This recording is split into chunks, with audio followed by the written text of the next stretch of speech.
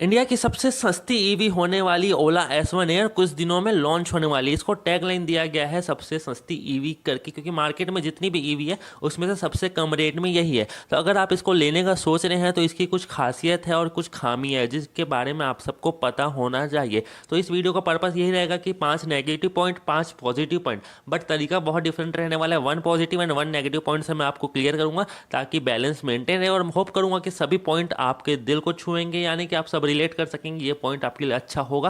Practically use में हम बात करेंगे। तो बिना किसी देरी के वीडियो को शुरू करते हैं। और एक चीज़ बता देता हूँ, ओला S1 एयर आपको 10 जुलाई से लॉन्च होते दिख जाएगी। प्री बुकिंग अभी चालू है, आप रिजर्व करके रख सकते हैं। शुरू करते हैं। तो सबसे पहला पॉजिटिव पॉइंट है इसका लो बजट। ये भारत की सबसे सस्ती स्मार्ट ईवी में कहा गया। सबसे सस्ती ईवी देखा जाए तो वो तो 60,000 की भी आती है, बट स्मार्ट ईवी में देखिए जो टॉप डिमांडिंग में, तो सबसे कम बजट इसी का रखा गया है, जो कि TVS iQube, एथर ले लो या ओला, उन तीनों में से S1 एयर का प्राइस सबसे कम है। तो पहला नेगेटिव है, इसमें जो हब मोटर मिलता है वो आपको उतना पावरफुल नहीं दिया जाता।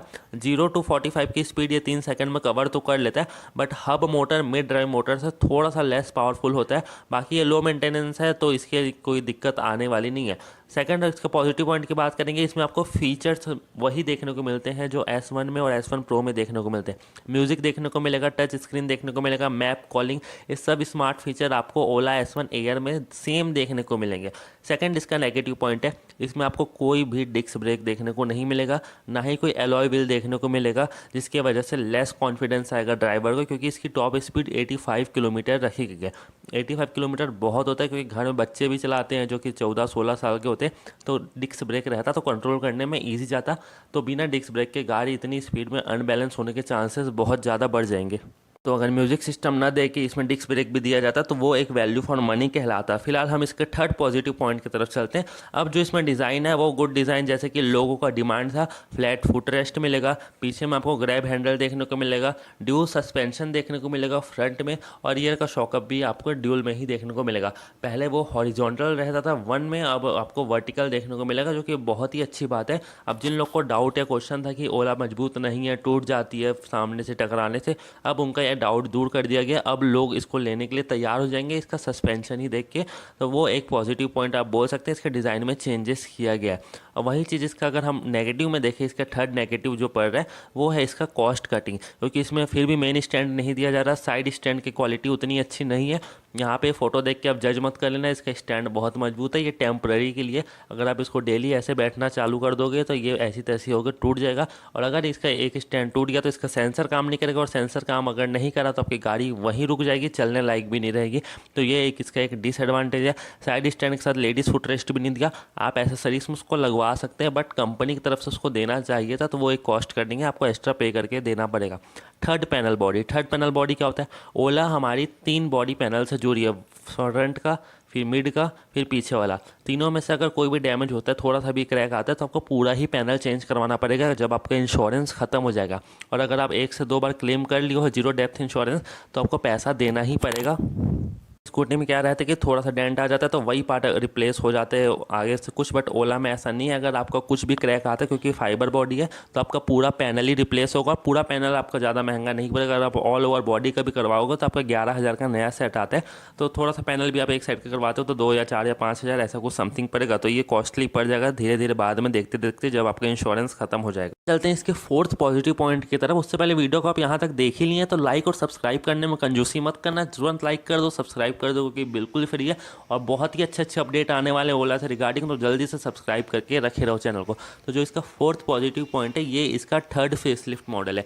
थर्ड फेसलिफ्ट मॉडल उसे कहा जा रहा हूँ मैं, जैसे कि S1 Pro सबसे पहले लॉन्च किया गया था, फिर S1, ये सब दोनों में बहुत सारी दिक्कतें आई थी। तो 2-3 साल होने के बाद उन सभी दिक्कतों को ध्यान में रखते हुए S1 एयर को लॉन्च किया गया, और बैटरी हमारी 3 किलोवाट S1 वाली ही दी गई है। तो इसमें कमियां आने के चांसेस बहुत कम है, यानी कि प्रॉब्लम आने के चांसेस बहुत ही कम हो जाते हैं, क्योंकि इसको पहले से ही देख के बनाया गया। जो जो गलतियां उन्होंने पहले की थी 3 साल में, उसको सुधार करके ही इसको बनाया गया। तो अभी इसमें मिस्टेक होने के चांसेस बहुत ही कम है, तो जिसकी वजह से इसमें दिक्कतें भी कम आएगी, ये टूटेगा भी कम, ब्रेक डाउन भी कम होगा। अब इसके फोर्थ नेगेटिव पॉइंट की तरफ हम बात करें, इसका जो यूआई है, स्क्रीन कह लो, वो हैंग हो गई, क्योंकि सेम स्क्रीन आपका S1 और S1 प्रो में ही दिया जाता था। भले ही आपको OTA अपडेट मिलेगा, वो पॉजिटिव में काउंट कर लीजिएगा। साथ ही में ये आपका हैंगिंग इशू होगा। हैंगिंग इशू ऐसा होता है कि आपका बटन भी काम नहीं करता कभी कभी, और आपकी गाड़ी चालू होने में दिक्कत रहती है, क्योंकि इसमें कोई भी की सिस्टम नहीं है। चाबी वाला सिस्टम होता तो स्क्रीन ऐसी तैसी कराए हैंग हो जाए, आप गाड़ी चला सकते हो। बट जब तक इसका स्क्रीन और टच रिस्पॉन्स नहीं करेगा, आपकी गाड़ी लॉक रहेगी या इधर से उधर मूव तक नहीं करेगी। तो सबसे बड़ा डिसएडवांटेज मुझे अभी भी यही लग रहा है। इलेक्ट्रॉनिक चीज़ है, कोई भरोसा ज़्यादा देर तक कर नहीं सकते, चाहे मोबाइल हो या स्कूटी हो, इसलिए इसका डिसएडवांटेज आपको यूआई स्क्रीन में हैंगिंग इशू तो करना ही पड़ेगा। फिफ्थ, इसका जो पॉजिटिव पॉइंट आता है, इसका जो नेटवर्क है वो बहुत ही इंडिया में हर जगह फैल गया। तो ओला अब छा गया है, तो इसमें नेटवर्क का कोई भी इशू नहीं है। अगर आपको कुछ भी लेने में दिक्कत हो तो आपको तुरंत इजीली अवेलेबल हो जाएगा। एक्सपीरियंस सेंटर में जाके आप टेस्ट ड्राइव कर सकते हो, तो अब कोई भी दिक्कत नहीं है, आप आँख बंद करके इसको ले सकते हो। कोई भी फ्रॉड नहीं है, ऑनलाइन डिलीवरी नहीं है, जो आप ले लो फिर आपको दिक्कत जाए, आप इसको सर्विस कराने भी जा सकते हो, क्योंकि नेटवर्क अब इसका बहुत बड़ा है और हर स्टेट में बहुत सारे एक्सपीरियंस सेंटर खोले जा रहे हैं। फास्ट चार्जिंग भी खोली जाएगी। आने वाले 1-2 साल के अंदर इसमें फास्ट चार्जर अगर खुल जाता है, हाइपर चार्जिंग स्टेशन, तो आप अपनी ईवी को कहीं दूर दूर ले जाके चार्ज भी कर सकते हो अगर वहाँ पे खुला रहेगा। तो ये इसका पॉजिटिव पॉइंट है। और एक और पॉजिटिव पॉइंट है, इसमें जो रेंज मिलती है वो देखा जाए तो हब ड्राइव मोटर के हिसाब से आपको थोड़ी सी ज़्यादा देखने को पड़ेगी। 100-120 आपकी आराम से इको मोड में दे देगी। वैसे S1 भी आपको नॉर्मल मोड में 90-95 ऐसा एवरेज दे देती है, पर S1 एयर आपको और ज़्यादा देगी। सेम बैटरी है, थोड़ी सी वेट कम है और हब मोटर आपको देखने को मिलता है, तो उस वजह से आपको ये रेंज थोड़ी सी ज़्यादा प्रोवाइड करेगी। और लास्ट जो इसका नेगेटिव पॉइंट अगर हम देखें, इसकी सर्विस इसकी तीनों ही गाड़ी की ख़राब है। जैसे कि मैंने अपने पुरानी वीडियो में बताया था, इसकी सर्विस क्यों ख़राब है उसको आप पूरा चेक कीजिएगा। इसके जस्ट पीछे वाली वीडियो है, उसमें आपको पूरा डाउट क्लियर हो जाएगा। तो इसका 5 नेगेटिव पॉइंट मैं अभी भी मैं इसका सर्विस लेना चाहूँगा, क्योंकि इसका सर्विस उतना अच्छा नहीं है, इसके टेक्नीशियन को उतना नॉलेज नहीं है। कुछ स्टेट में टेक्नीशियन बहुत अच्छे हैं और कुछ स्टेट में टेक्नीशियन को बिल्कुल भी नॉलेज नहीं है, जिसके वजह से ओला उन लोग बना ही नहीं पाते और आपकी ओला बार बार उस स्टेट में ख़राब होती जाएगी, उस लोकेशन में ख़राब होते रहेगी और आपको दिक्कतों का सामना करना पड़ेगा। और इसका सॉल्यूशन कैसे पाना है तो आप पीछे वाली वीडियो देख लीजिएगा, उसमें पूरा सॉल्यूशन बताया हुआ हूँ मैं।